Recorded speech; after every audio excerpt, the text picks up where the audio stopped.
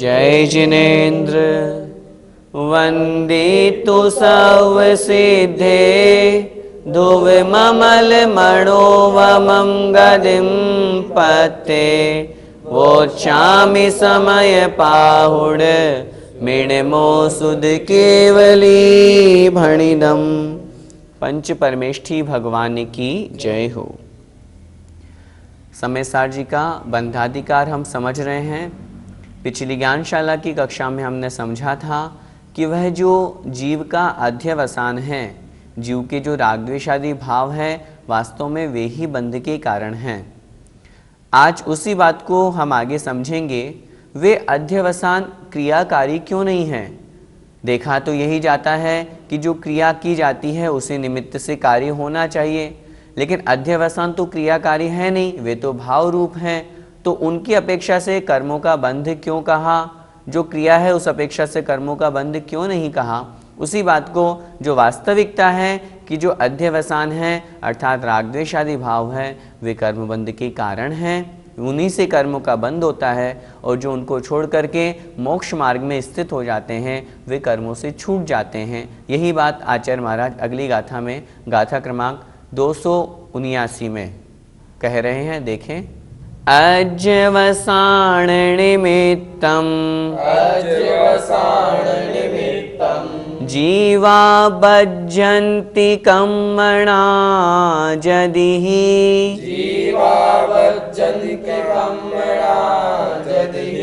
मुच्यन्ति मोक्षमग्गे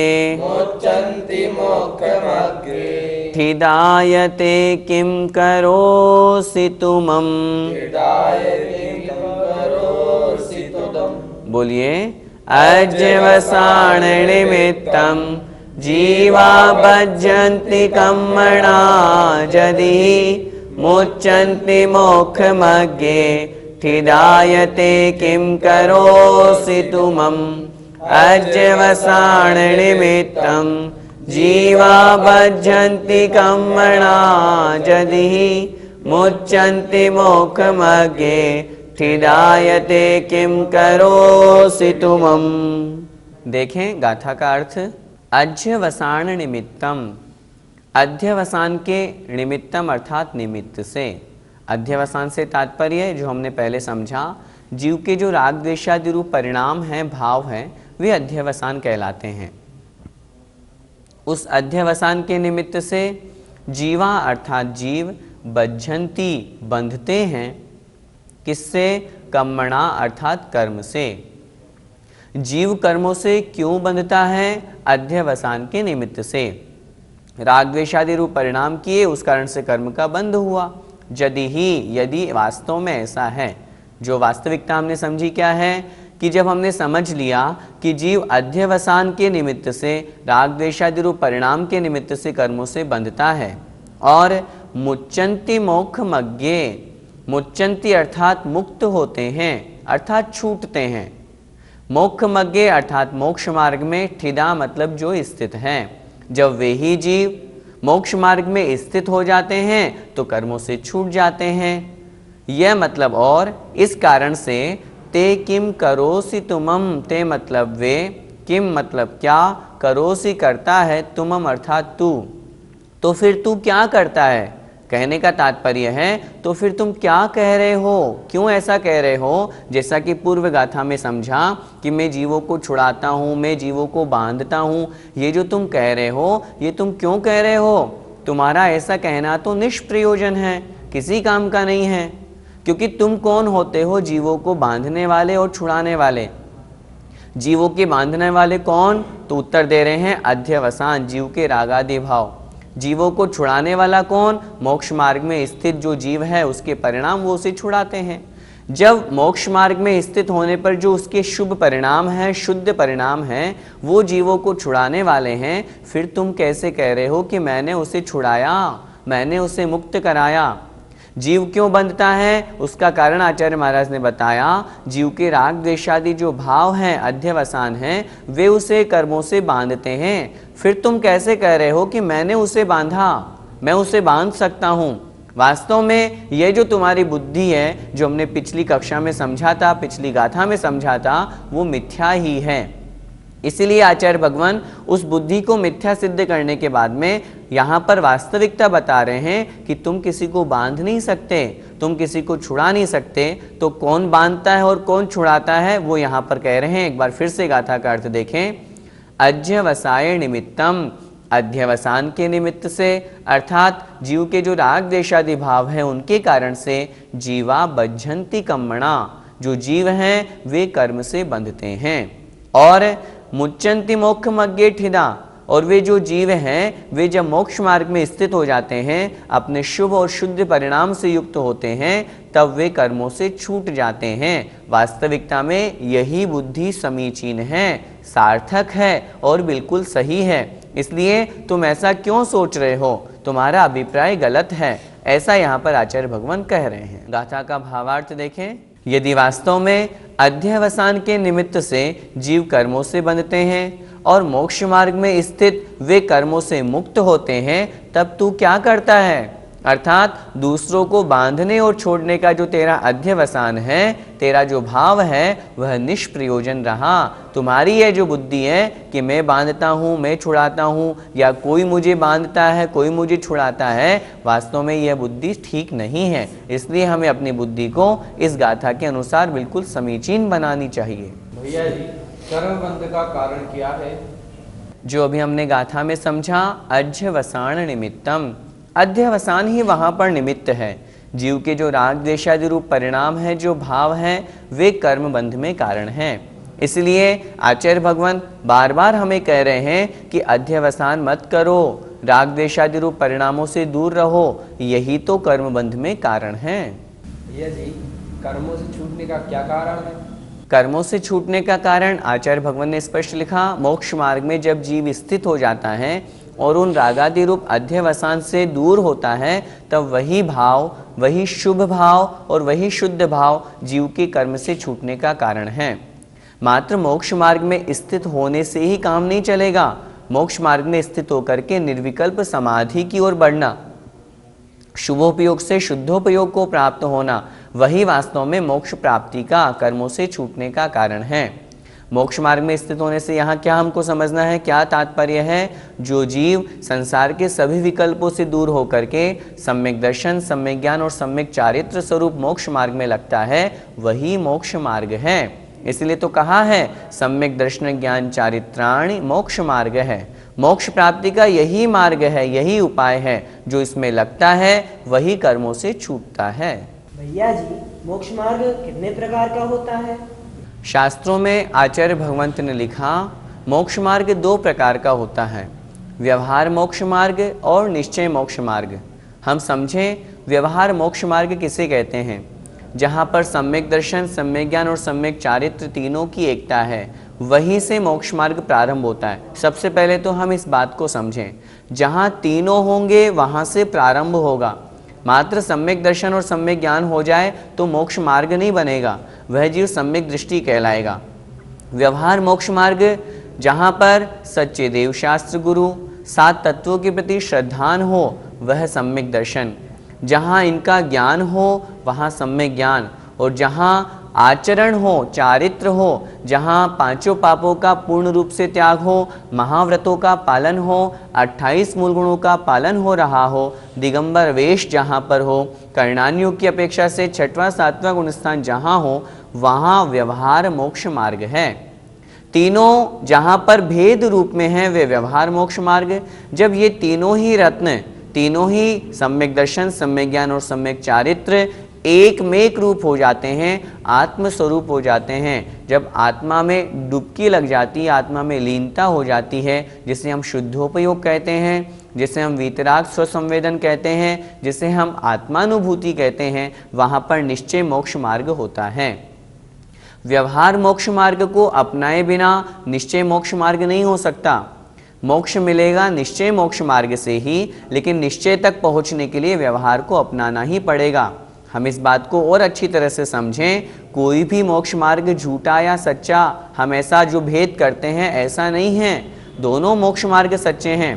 क्या 6वें 7वें गुण स्थानवर्ती मुनि महाराज जो व्यवहार मोक्ष मार्गी हैं वे क्या झूठे कहे जाएंगे?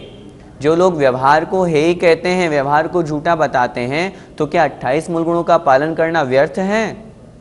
उस व्यवहार के बिना मोक्ष, व्यवहार के बिना निश्चय कैसे होगा? सभी शास्त्रों में स्पष्ट लिखा है, व्यवहार में भेद रूप कथन होता है, निश्चय में अभेद रूप कथन होता है। सम्यक दर्शन, सम्यक ज्ञान, सम्यक चारित्र जब व्यवहार रूप में हो तब तीनों एक साथ हो जरूरी नहीं।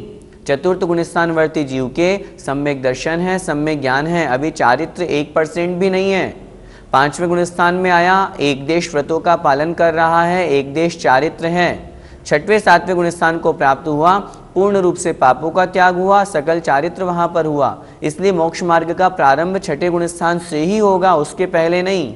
लेकिन ऐसा भी हो सकता है जब 6ठे 7वें गुणस्थानवर्ती मुनि महाराज हैं, वे सम्यक दर्शन, सम्यक ज्ञान, सम्यक चारित्र तीनों से युक्त हैं, लेकिन जब वे ध्यान अवस्था में लीन होते हैं, शुद्धोपयोग को प्राप्त होते हैं, तो वे ही मुनि महाराज निश्चय मोक्ष मार्गी कहलाते हैं। शुक्ल ध्यान अथवा शुद्धोपयोग से युक्त होते हैं तो वे रागादि विकार परिणामों से, कषायों से दूर होते हैं, इसलिए उनकी निश्चय रूप अवस्था बनती है। इस प्रकार मोक्ष मार्ग 2 प्रकार का होता है, ऐसा समझना चाहिए।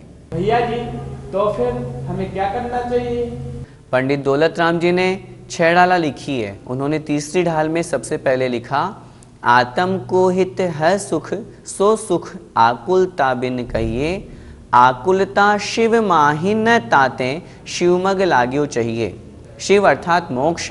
आपने प्रश्न किया हमें क्या करना चाहिए? हमें शिवमग अर्थात मोक्ष मार्ग में लगना चाहिए। मोक्ष जब भी होगा, मोक्ष मार्ग को प्राप्त करने से ही होगा।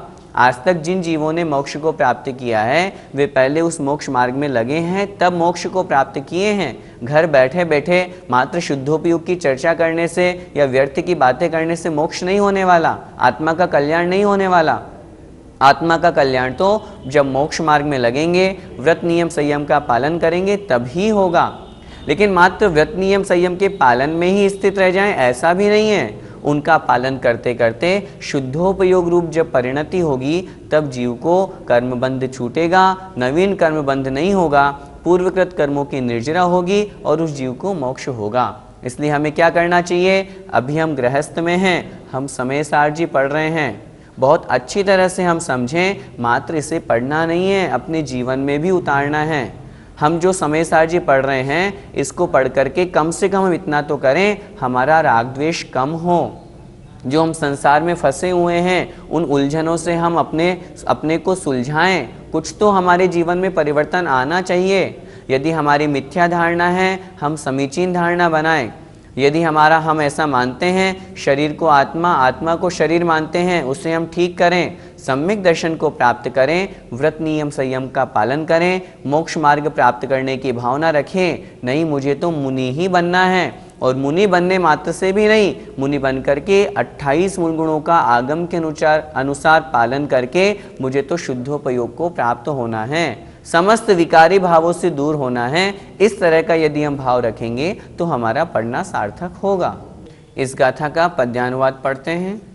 रागादि से जब की बंधन जीव पाते, आरूढ़ मुक्ति पथ पे मुनि मुक्ति जाते, मैं बांधता जगत को अथवा छुड़ाता, तेरा विकल्प फिर वो किस काम आता।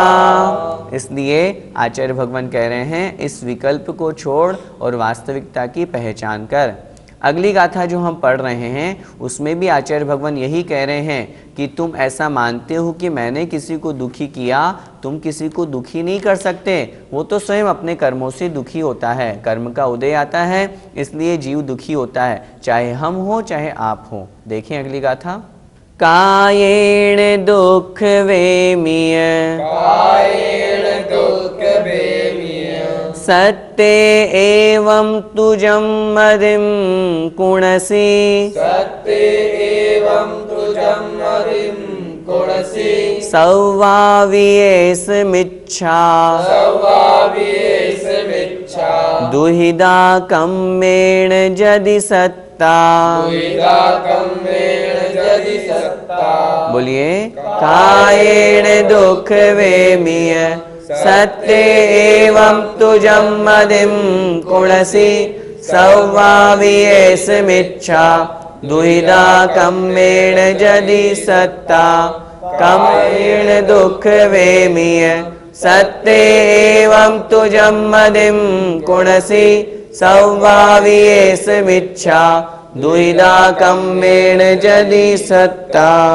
देखें गाथा का अर्थ, कायेण दुख वेमीय, कायेण अर्थात शरीर से, दुख वेमीय दुखी करता हूँ, मैं किसी जीव को शरीर से दुखी करता हूँ, सत्य अर्थात जीवों को, एवं इस प्रकार, तू अर्थात तुम्हारी, जम अर्थात जो, मदिम कुणसी बुद्धि करते हो, इस प्रकार की जो तुम ऐसी बुद्धि करते हो, इस प्रकार की बुद्धि रखते हो, तुम जो ऐसा सोचते हो, क्या कि सत्य अर्थात जीवों को कायेण दुख वेमीय, शरीर से मैं दुखी करता हूँ, मैंने किसी जीव को शरीर से मारा, इस प्रकार का सोच करके यदि तुम यह सोचते हो कि मैंने उसे दुखी किया, सव्वावि एस मिच्छा, यह सब बुद्धि, सव्वावि मतलब सभी, एस मतलब यह जो बुद्धि है, ऐसा जो विचार है, मिच्छा अर्थात मिथ्या है, इस प्रकार का यह सारा का सारा विचार मिथ्या है। दुहिदा कम्मेण यदि सत्ता, क्यों है मिथ्या? क्योंकि वास्तविकता क्या है? दुहिदा दुखी होते हैं, कम्मेण कर्म के उदय से, यदि मतलब क्योंकि, सत्ता मतलब जीव, जितने भी सत्व है, सत्व का तात्पर्य जीव, संसार में जितने भी प्राणी हैं वे सब कर्म के उदय से ही दुखी होते हैं, अपने परिणामों से ही दुखी होते हैं। इस कारण से मैंने किसी को दुखी किया, शरीर का किसी के ऊपर अपघात किया, उपघात किया, किसी को मारा, ऐसा सोच करके यदि कोई ऐसी बुद्धि बनाता है कि मैंने उसे दुखी किया, तो आचार्य भगवान कह रहे हैं तुम्हारी ऐसी बुद्धि मिथ्या है। क्यों है मिथ्या? क्योंकि जीव तो अपने कर्म के उदय से दुखी होते हैं, तुम्हारे करने से दुखी नहीं होते। तुम यह सोचो कि मैंने दुखी किया, मैं दुखी बना सकता हूं, ऐसा सोच करके तुम किसी को कष्ट दे रहे हो, तो यह तुम्हारी बुद्धि गलत है, मिथ्या है। वास्तविक बुद्धि, वास्तविकता क्या है? जीव अपने कर्मोदय से ही दुखी होते हैं। गाथा का भावार्थ देखें, मैं शरीर से प्राणियों को दुखी करता हूँ, यह जो तेरी बुद्धि है वह झूठी है, क्योंकि जो जीव दुखी होते हैं वे अपने अपने कर्म के उदय से दुखी होते हैं। तो कौन होता है किसी को दुखी बनाने वाला? उसका कर्म है, इसलिए वह दुखी हो रहा है, ऐसा सोचना चाहिए।